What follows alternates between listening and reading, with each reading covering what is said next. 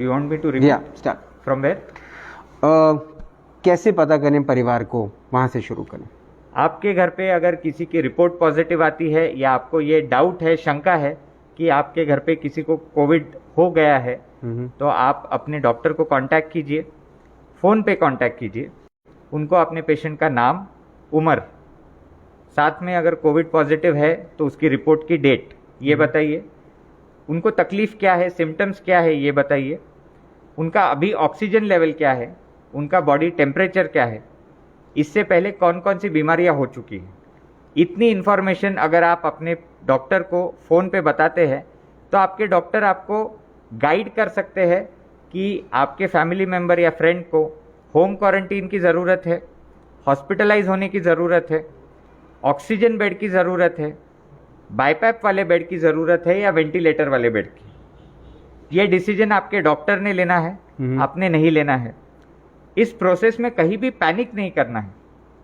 अगर आपको hospital beds का कोई प्रॉब्लम जा रहा है तो आप अथॉरिटीज़ को कांटेक्ट कीजिए। हॉस्पिटल बेड में जब भी हम इंक्वायरी करते हैं तो पहले डॉक्टर से फीडबैक लीजिए कि सच में आपके पेशेंट को उस बेड की ज़रूरत है या नहीं।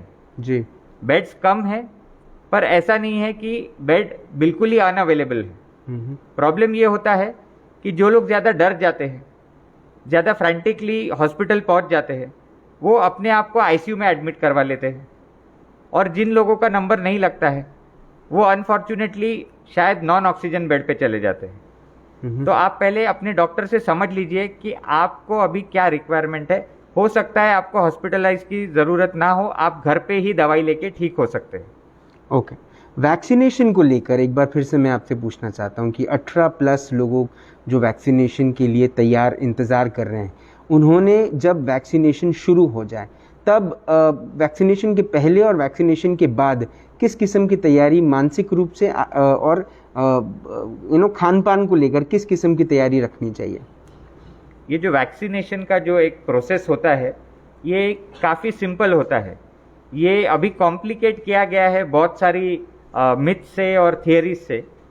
अगर आपका वैक्सीनेशन का डेट आता है तो आपको एडवाइस किया जाता है कि आप अच्छे से पेट भर के खाना खाइए, ताकि ऐसा ना हो कि वैक्सीनेशन के बाद आपको एक्सट्रीम वीकनेस हो जाए। कुछ बीमारियां हैं जो अगर आपको पहले से है, जैसे ऑटो इम्यून डिजीजेस, तो आपका जो वैक्सीनेशन ऑफिसर है वो आपको तभी इन्फॉर्म कर देगा कि आप वैक्सीनेशन के लिए फिट नहीं हैं। अदरवाइज आप वैक्सीनेशन के लिए जाइए, वैक्सीनेट हो जाइए, और घर में आके ये तैयारी रखिए कि अगले 1 या 2 दिन आपको फीवर या वीकनेस हो सकती है जी। इससे ज़्यादा इस प्रोसेस में कोई भी कॉम्प्लिकेशन नहीं है। 18+ का वैक्सीनेशन क्यों ज़रूरी है? वैक्सीन काम कैसे करता है?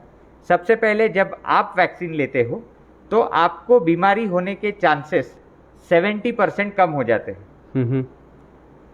अगर आपको बीमारी होती है तो उसकी सीवियरिटी कम होती है। जिन लोगों ने कोविड वैक्सीन लिया है और उसके बाद वो पॉजिटिव आए हैं, उनको ज़्यादातर माइल्ड और मॉडरेट कोविड हुआ है, सीवियर कोविड नहीं देखा गया है जी। पहले लोगों को मीजल्स और चिकन पॉक्स की वजह से सीरियस कॉम्प्लिकेशन होते थे, डेथ हो जाती थी। अभी हम मीजल्स और चिकन पॉक्स का वैक्सीन लेते हैं, हमको मीजल्स हो जाता है, चिकन पॉक्स हो जाता है, हम स्कूल में 6-7 दिन की छुट्टी लेते हैं और फिर ठीक हो जाते हैं। तो ऐसे ही कोविड वैक्सीन शायद आपको कोविड होने से ना रोके, पर उसकी सीवियरिटी कम करता है। आखिरी जो मेन तरीका है वैक्सीन का, वो है हर्ड इम्यूनिटी बढ़ाने का। अगर एक शहर में 70 से 80% लोग वैक्सीन लेते हैं तो इनके जरिए कोविड फैलने के चांसेस जो है वो बहुत कम हो जाते हैं। और मैक्सिमम पॉपुलेशन जो है वो 18+ है जी। 60+ का जो पहले वैक्सीनेशन था वो इसलिए था क्योंकि उनकी वल्नरेबिलिटी ज़्यादा थी, उनको कोविड होने के चांसेस ज़्यादा थे, कॉम्प्लिकेशन होने के चांसेस ज़्यादा थे। अभी जो एज ग्रुप है उनको कोविड होने के चांसेस रिलेटिवली कम हैं, पर उनके वैक्सीनेट होने से ये बीमारी फैलने के चांसेस मैक्सिमम रिड्यूस किए जा सकते हैं। इस ड्राइव में यूथ ने बिना किसी कंफ्यूजन के फुल अटेंडेंस में पार्टिसिपेट करना है। अगर आपकी वैक्सीन 2 दिन 4 दिन डिले होते हैं तो डरने की बात नहीं है। कुछ भी हो जाए केओस नहीं करना है। व्हाट्सएप पे, फेसबुक पे किसी भी तरीके की रॉन्ग इन्फॉर्मेशन फॉरवर्ड नहीं करना है। अगर कोई इन्फॉर्मेशन रिलायबल नहीं है तो उसे वही रोक देना है। और एक वैक्सीनेशन होने के बाद भी आपके जो बेसिक प्रोटोकॉल है, मास्क पहनना, रेगुलर हैंड वॉश और फिजिकल डिस्टेंसिंग, वैक्सीनेशन के बाद भी फॉलो करना है। किसी ने अगर कोविशील्ड लिया और उसके बाद उसको पता चला कि कोवैक्सीन अवेलेबल नहीं है, तो क्या करे वो? आई सपोज आपका क्वेश्चन है, किसी ने अगर कोविशील्ड लिया है हाँ, और उसके पहला बाद डोज और उसके बाद कोविशील्ड अवेलेबल नहीं है, यस, तो फिर क्या वो कोवैक्सीन ले सकता है? नहीं, क्या वो अभी स्पुतनिक ले अभी सकता है? गाइडलाइंस कहती है कि आपने दोनों डोज सेम वैक्सीन का लेना है। हम्म, तो अगर वो वैक्सीन अवेलेबल नहीं है तो चांसेस है कि आपका दूसरा डोज डिले हो जाए। ओके। इसमें भी घबराने की ज़रूरत नहीं है, क्योंकि यूके में ऐसा थॉट प्रोसेस है कि आप सेकेंड डोज जितना डिले करते हैं उतनी आपकी इम्यूनिटी बेटर रहती है। मतलब ये जो पूरा साइंस है ये अभी भी फुल प्रूफ नहीं है, इसमें कुछ वेरिएशंस है। तो इस तरीके से या उस तरीके से आपको वैक्सीन लेने से फ़ायदा ही होने वाला है।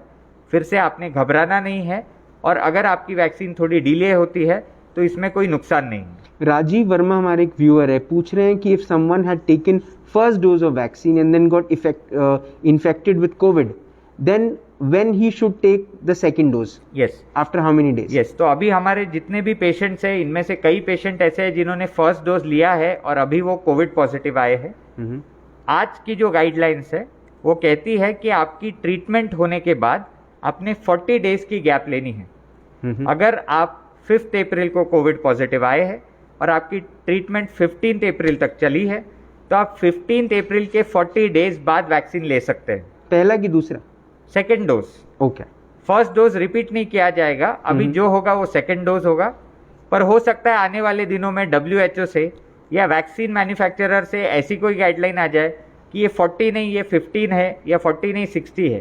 पर एज ऑफ टुडे इंफॉर्मेशन जो कहती है आपने 40 डेज का गैप रखना है ट्रीटमेंट खत्म होने के बाद, सेकेंड डोज लेने के पहले। एक डिफरेंस जो है वो जानना चाहते हैं हमारे एक व्यूअर शशांक गट्टेवार, पूछते हैं कि what's the difference between Covaxin and Covishield? ये क्वेश्चन हम पहले आंसर किए। मैं चाहता हूँ कोवैक्सीन जो है ये इनएक्टिवेटेड वायरस है। इसमें जो कोविड का SARS-CoV-2 वायरस है ये डेड वायरस है। इसको आपके बॉडी में डाला जाता है और आपकी बॉडी इस वायरस से ये डिटेक्ट कर लेती है कि इम्यूनिटी कैसे बनाना है। ये इतना वीक होता है कि इससे बीमारी नहीं हो सकती है, पर इम्यूनिटी बिल्ड होने का जो प्रोसेस है वो स्टार्ट हो जाता है। कोविशील्ड जो है इसका जो टेक्नोलॉजी है वो थोड़ा अलग है। इसमें एक अडीनो वायरस रहता है जो चिंपांजी में बीमारी करता है। ये काफ़ी कुछ कोविड के वायरस के समान होता है। तो अडीनो वायरस को इन्होंने यूज़ किया है as a vector, as a vehicle, जिसके ऊपर कोरोना वायरस का स्पाइक प्रोटीन डाला गया है। ये आपके बॉडी में जाता है, ये आपके बॉडी को बताता है कि कोरोना वायरस से लड़ना कैसे है, और साथ ही साथ ये आपको बीमारी होने से भी बचाता है। तो ये मेन डिफरेंस है। You can't compare an orange with an apple, but still would like to ask you, what do you suggest, कौन सा वैक्सीन लेना चाहिए, कोवैक्सीन, कोविशील्ड या फिर स्पुतनिक वी? मेरे हिसाब से अगर आप वैक्सीन लेना ही चाहते हैं तो आप सबसे पहले आपके कोविन ऐप पे जाइए, अपना नाम रजिस्टर कीजिए, आधार नंबर एंटर कीजिए, और आपको उस ऐप में जो भी वैक्सीन मिलती है आप उसे लगा लीजिए। ये अच्छा था। Thank you Sumeet. दयाशंकर तिवारी जी हमारे साथ हैं अभी भी। दया भैया को ये वैक्सीन को लेकर जिस किस्म की बहुत सारे सवाल हैं वैक्सीन को लेकर, अवेलेबिलिटी को लेकर, 1 तारीख से अब तक कितने लोगों को वैक्सीन लग चुका है? नागपुर शहर में 5 लाख से ज़्यादा लोगों को वैक्सीन नागपुर महानगर पालिका के माध्यम से लगाया जा चुका है। और वैक्सीन को लेकर कितना भी संभ्रम व्हाट्सएप यूनिवर्सिटी में फैलाया गया हो जी, लेकिन किसी भी प्रकार की एक भी दुर्घटना नाम लेने के लिए भी नागपुर शहर में नहीं हुई है। इसलिए किसी भी प्रकार का संभ्रम मन में न रखे। आपके व्यूअर ने एक प्रश्न किया था कि वैक्सीन लेने के बाद भी कोरोना होता है जी, तो आपके सामने दयाशंकर तिवारी बैठा है जी। उसने पहला डोज 13 मार्च को लिया है। 1 अप्रैल को फिर से कोविड पॉजिटिव हुआ जी। लेकिन 14 तारीख के बाद दयाशंकर फिर से फील्ड में उसी ऊर्जा के साथ काम कर रहा है जिस ऊर्जा से 1 तारीख के पहले करता था। जी। शायद मैंने वैक्सीन नहीं लिया होता हम्म। तो कोविड के जो रिपल्केशन होते हैं, कमजोरी आती है, शारीरिक रूप से मानसिक अक्षम हो जाता है काम करने के लिए, 10-15 दिन उसको बेड रेस्ट लेने के बाद काम पर लगना पड़ता है। शायद मैंने भी वैक्सीन नहीं लिया रहता तो शायद 14 तारीख को 14 दिन के बाद मैं बाहर काम पर नहीं निकल सकता था। जी। वैक्सीन लेने के कारण मैं इन्फेक्टेड तो हुआ लेकिन बीमार नहीं हुआ। इसलिए वैक्सीन के बाद आपको इन्फेक्शन हो सकता है लेकिन उसकी सीवियरिटी कम होती है, ऐसा डॉक्टर साहब ने बताया। मैंने व्यक्तिगत इसका अनुभव लिया है और वैक्सीन लेने से इस शहर के हित में आप काम कर रहे हैं। वैक्सीन लेने से आप स्वयं को सुरक्षित नहीं कर रहे हैं, आप अपने परिवार को सुरक्षित कर रहे हैं, अपने मोहल्ले को सुरक्षित कर रहे हैं, अपने शहर को सुरक्षित कर रहे हैं, इस देश को सुरक्षित कर रहे हैं।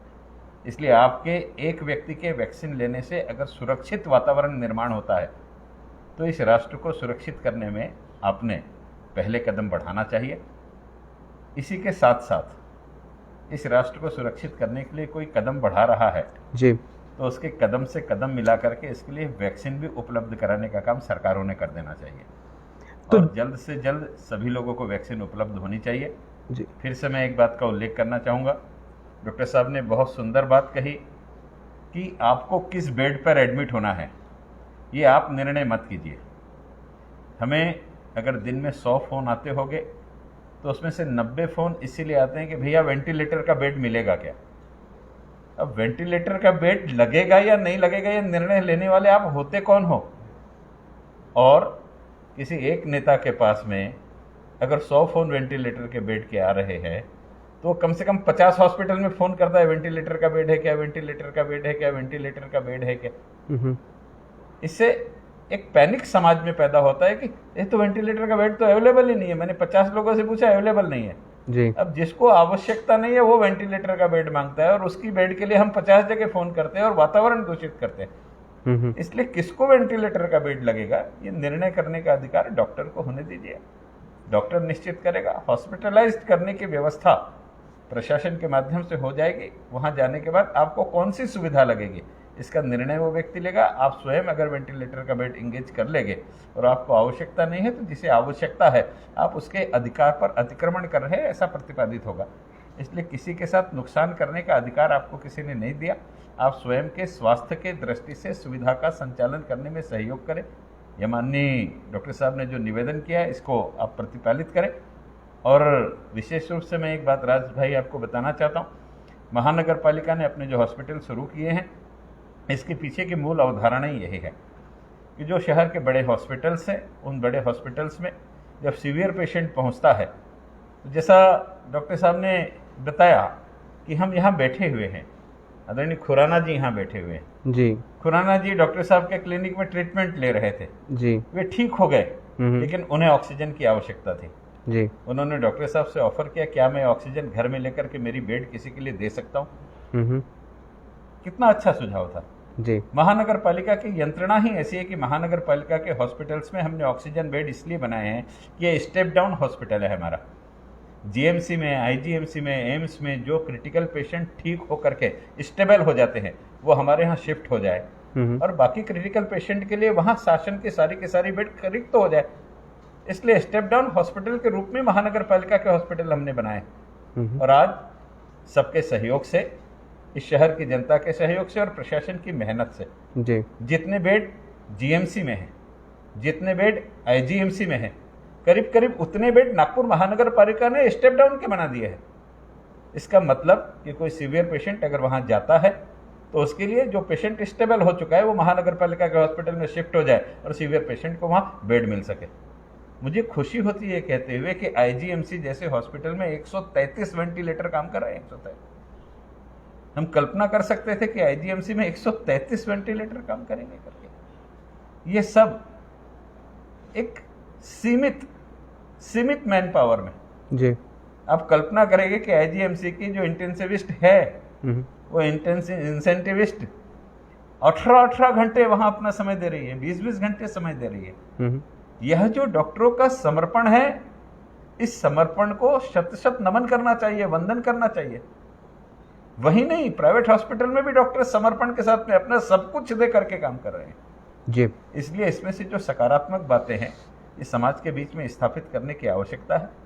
और कोविड में बहुत बड़ी संख्या में नागपुर शहर के डॉक्टर्स ने पेशेंट को ठीक किया।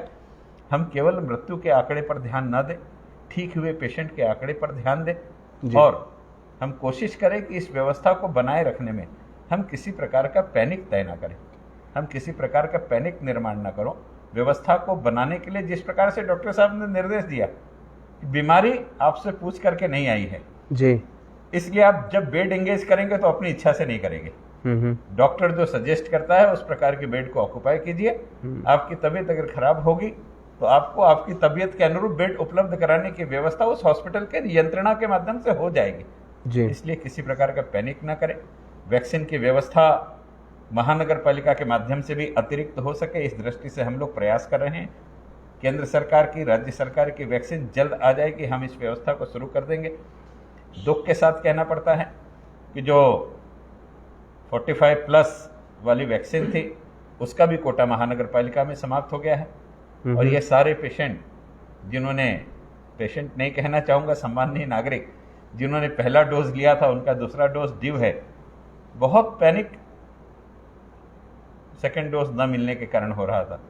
आज डॉक्टर साहब ने उसका निराकरण किया। उन्होंने बताया कि यूके में ये एस्टेब्लिश है कि अगर सेकेंड डोज जितना लेट हो उतना ज़्यादा मात्रा में हमारी इम्यूनिटी बढ़ती है करके, इसलिए इसको सकारात्मक रूप से ले। हो सकता है कि आपको वैक्सीन का फायदा ज़्यादा मिलना चाहिए, इसलिए प्रकृति ने ये वातावरण उत्पन्न कर दिया कि वैक्सीन को कुछ दिन के लिए रोक लिया गया है। सकारात्मक लीजिए, वैक्सीन आते बरोबर तुरंत आपके लिए शुरू हो जाएगी।